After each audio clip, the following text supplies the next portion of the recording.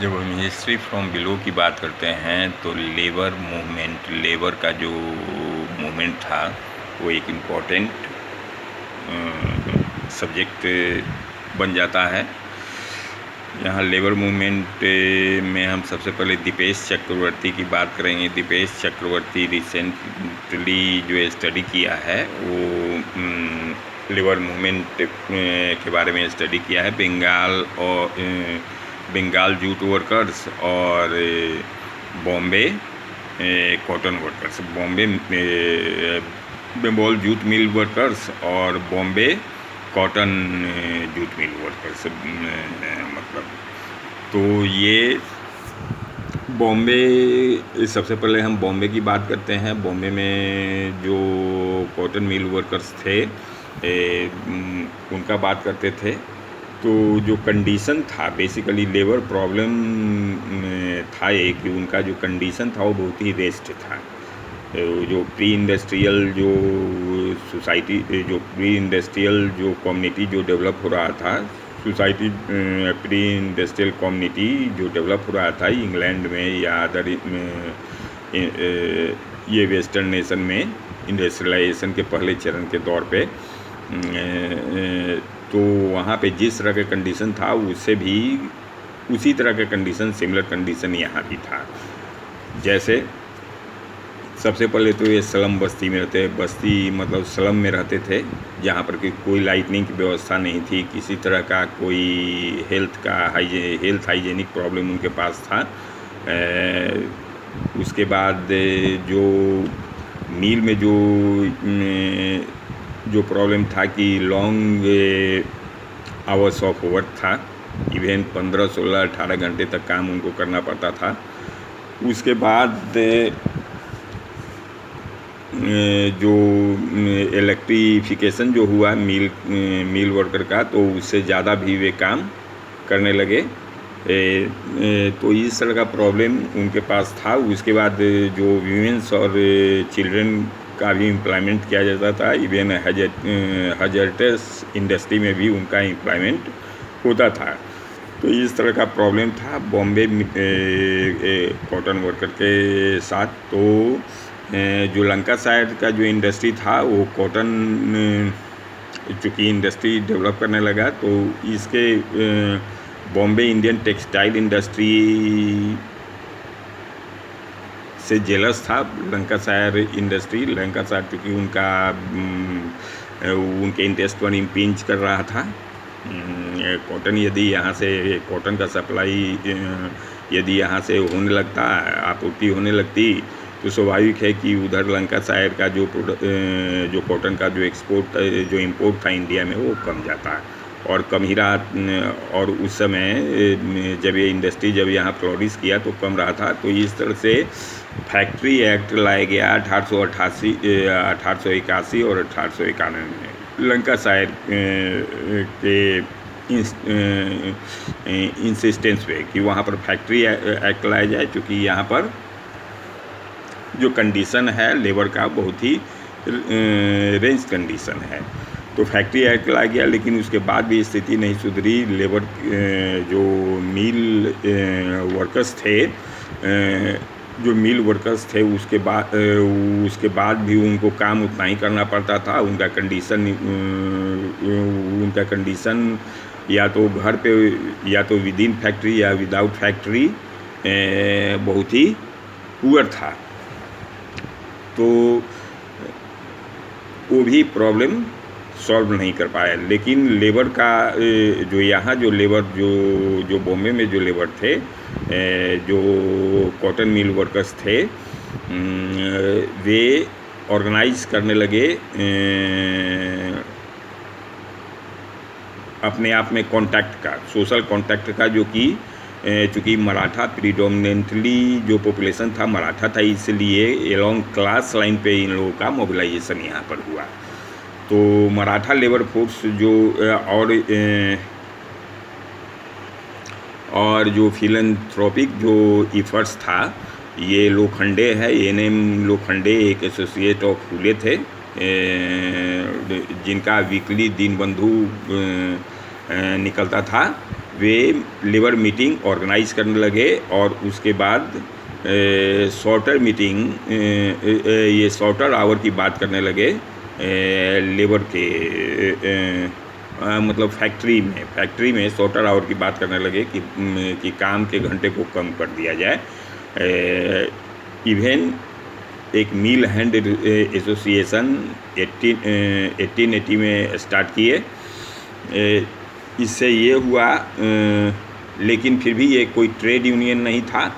मिल hand association का काम, इसका ही काम इतना ही था कि लोखंडे एक ऑफिस एक सेटअप कर दिए थे और फ्री एडवाइस देते थे मिल हैंड्स को, जो भी उनके पास आता था। सिमिलर एक्टिविटीज़ बंगाल में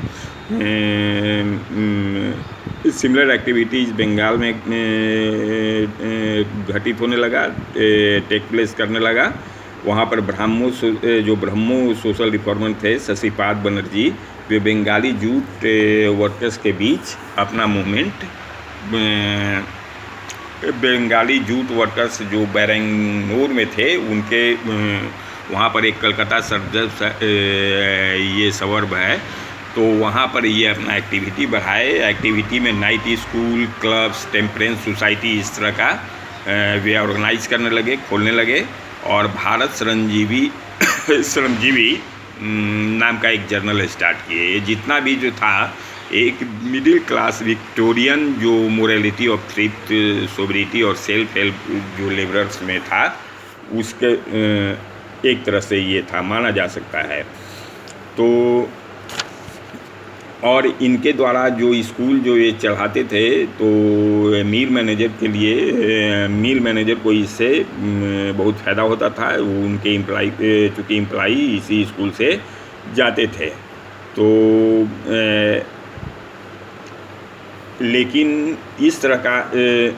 लेकिन यहाँ पर जो इस तरह का जो फिलैंथ्रोपिक जो एक्टिविटी था, ये कलकत्ता में मतलब कि कम गया और ख़त्म हो गया चूँकि अब कंट्री से जो इमाइग्रेंट लेबर थे, जैसे यूपी और बिहार से, वे इंक्रीजिंगली डिप्लेस कर दिए मतलब बंगाली को डिस्प्लेस कर दिए उनके। और जो बिहार बंगाल में माइंस होता था, आसाम में जो टी प्लांटेशन होता था, उसमें अधिकांशतः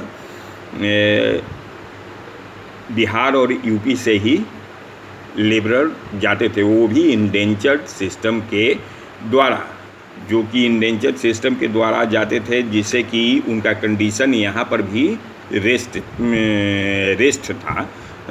और वे चूँकि वे एक तो कि 100 में बहुत कोसों दूर अपनी धरती से, अपनी जन्मभूमि से होते थे, और साथ साथ में एक आइसोलेटेड लिप्स ऑफ इन्वायरमेंट में उनको काम करना पड़ता था। तो बंगाली इंटेलिजेंसिया लीडर द्वारकानाथ गांगुली इस पर एक बहुत ही मेमोरेबल कैंपेन किए 1880 में। आसाम के टी प्लांटेशन में जो लेबर का जो कंडीशन था, उसमें सुधार के लिए, लेकिन कोई भी इस तरह का स्टेप नहीं लिया जिससे कि कुली स्वयं, लेकिन पुलिस को कोई ऑर्गेनाइज करने का वे ये नहीं लिए, इनिशिएटिव नहीं लिए। तो इस तरह से देखा जा सकता है कि फर्स्ट स्टेज में लेबर यूनियन जो था, एक तरफ तो बंगाल में देखते हैं, एक तरफ तो बॉम्बे में देखते हैं कि वहाँ क्लास लाइन पे था, क्योंकि वहाँ पर अधिकांश मराठा वर्कर्स थे और वे क्लास लाइन पर था। और थोड़ा बहुत लेकिन कोई जो क्लियर कट जो ट्रेड यूनियन का जो उस समय जो मूवमेंट था, ट्रेड यूनियन का मूवमेंट उनके बीच नहीं था।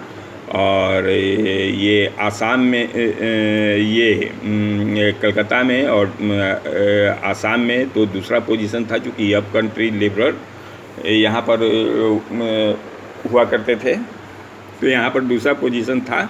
इनमें उतना इनका कंडीशन यहाँ बॉम्बे से और रेंज्ड कंडीशन था, मतलब ख़राब कंडीशन था।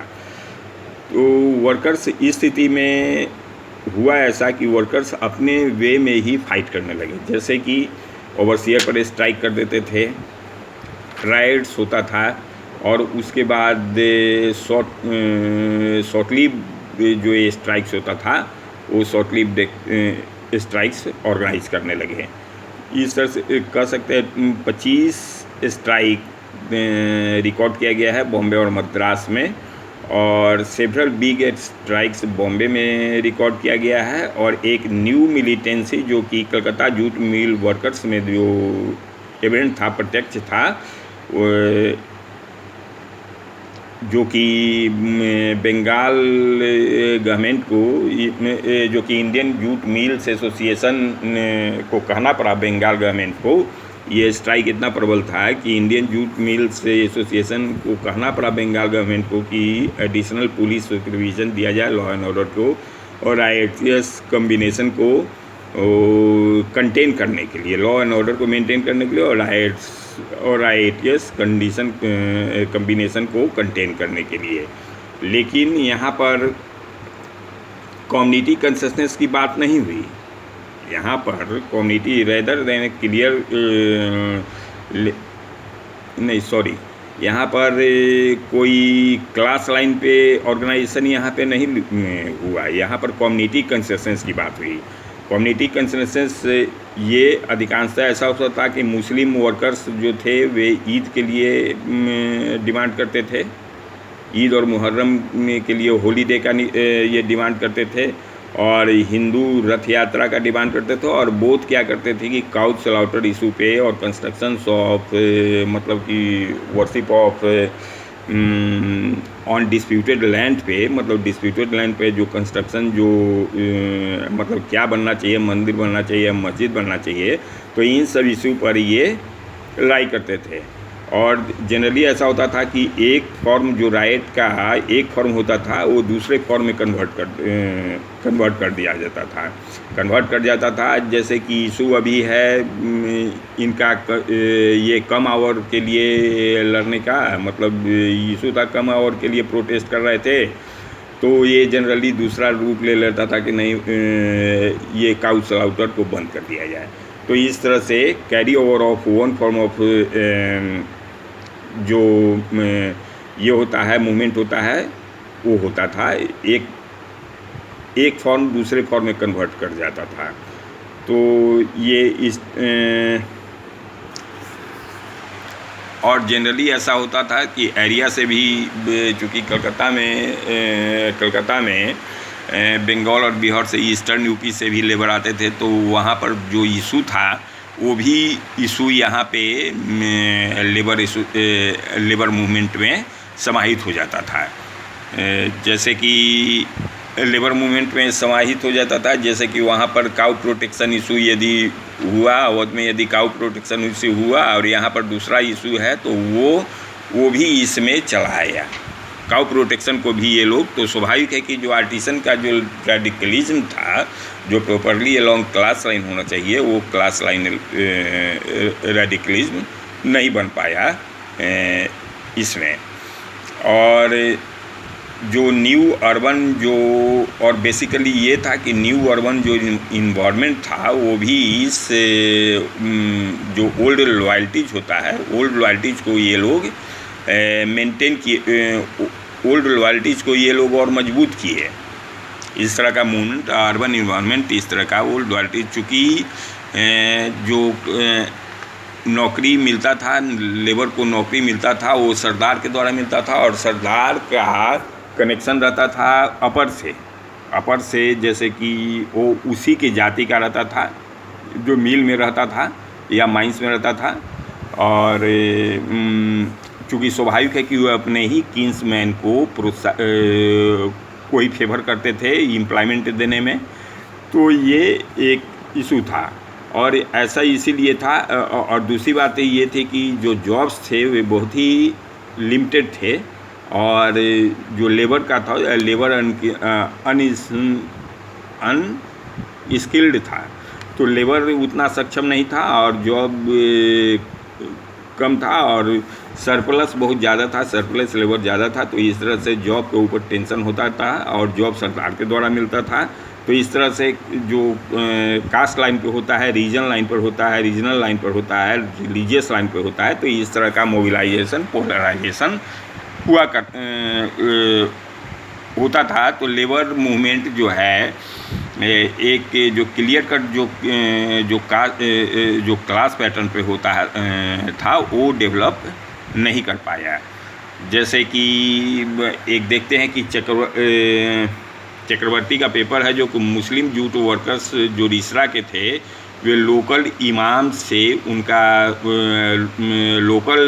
से उनका कांटेक्ट था और लोकल इमाम अप कंट्री मुस्लिम मर्चेंट जो था हाजी नूर जकारिया, उससे कांटेक्ट था उसका, जो कि पैन इस्लामिस्ट एजिटेशन में भाग लेता था। आप समझिए कि इस तरह में कि लेबर का यहाँ पर तो लेबर इशू है और यहाँ पैन इस्लामिक एजिटेशन में इस तरह का इशू फ्लाई ओवर कर रहा है, कैरी ओवर कर रहा है। तो इस तरह से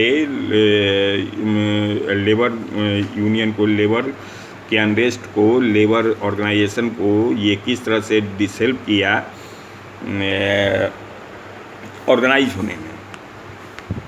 और कलकत्ता में इकोनॉमिक टेंशन इतना था कि कलकत्ता जूट मिल्स में कि जो अप कंट्री लेबर थे और नियर फेमाइन फूड प्राइसेस था और जो इंट्रोडक्शन ऑफ इलेक्ट्रिक लाइट्स हुआ, जो कि वर्किंग डे को प्रोलॉन्ग कर दिया, तो ये एम्प्लॉयर्स के अगेंस्ट में आउटब्रस्ट हुआ और ये एम्प्लॉयर के अगेंस्ट में आउटब्रस्ट हुआ और ये फैक्ट्रीसाइडल राइट्स, लेकिन ये फैक्ट्रीसाइडल राइट्स में भी कन्वर्ट हो गया। तो एक तरफ तो एम्प्लॉयर के अगेंस्ट में तो ये मतलब एम्प्लॉयमेंट्स के अगेंस्ट में लेबर प्रोटेस्ट तो होता था, लेकिन अपने आप में भी ये लोग लड़ने लगे। तो इस तरह से हम देखते हैं कि कॉमनल क्लास की जो इंडियन लेबर जो शुरू का जो बेसिक जो इंडियन लेबर का ऑर्गेनाइजेशन था, वो कॉमनल लेवल पे था, प्योरली क्लास लेवल पे नहीं था और नेशनल कंसंसनेस नहीं था। प्योरली ये कॉमनल क्लास और नेशनल जो होता है, नेशनल जो कंसंसनेस होता है, ये सब अपने आप में इंटरसेक्ट कर रहा था, इंटरपेनेट्रेट कर रहा था और एक इंटरेस्ट दूसरे इंटरेस्ट में चला जाता था। एक इंटरेस्ट मतलब passing over of each other होता था। तो एग्रारियन डिस्टर्बेंस उसी तरह से कॉमनल राइट्स में कन्वर्ट हो जाता था। Cow protest